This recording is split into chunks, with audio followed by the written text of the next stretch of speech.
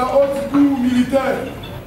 La haute cour militaire, à la tête le général Keba, a confirmé à 70% le verdict rendu au premier degré. Dans les dossiers de meurtre de 2 ressortissants chinois, la haute cour militaire a condamné en appel 6 militaires, dont 2 colonels et un civil, à la peine de mort pour meurtre, association de malfaiteurs. Certains condamnés ont piqué la prise.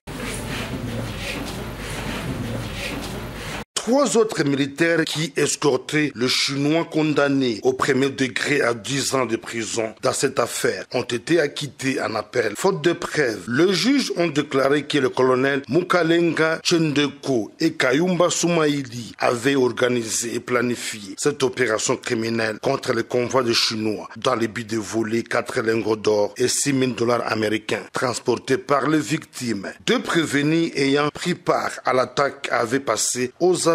Le convoi revenait d'un site minier d'exploitation d'or et attaqué le 17 mars vers Nderembi, en territoire d'Irumu. Dans le second dossier en appel, la haute cour militaire a condamné 3 militaires, dont un lieutenant-colonel à la peine de mort pour détournement de munitions de guerre destinées aux opérations militaires. 4 autres militaires et 3 civils, dont Madame Solange Makoussi, condamnés à mort au premier degré. Dans cette affaire, on vu leur peine être réduite à 10 ans de prison. 2 civils ont écopé 5 ans de prison, selon l'accusation. Les munitions détournées avaient été vendues aux miliciens Kodeko, actifs en territoire de Djougou. Solange Makoussi, qui a accouché un joli bébé à la prison, fit un élément déclencheur et à travers elle, tous ses officiers FARDC ont été dénichés. Elle avait été arrêtée en mars 2022 avec plusieurs munitions de guerre sur la route de Bambou. Tous les militaires condamnés à mort sont radiés de FARDC.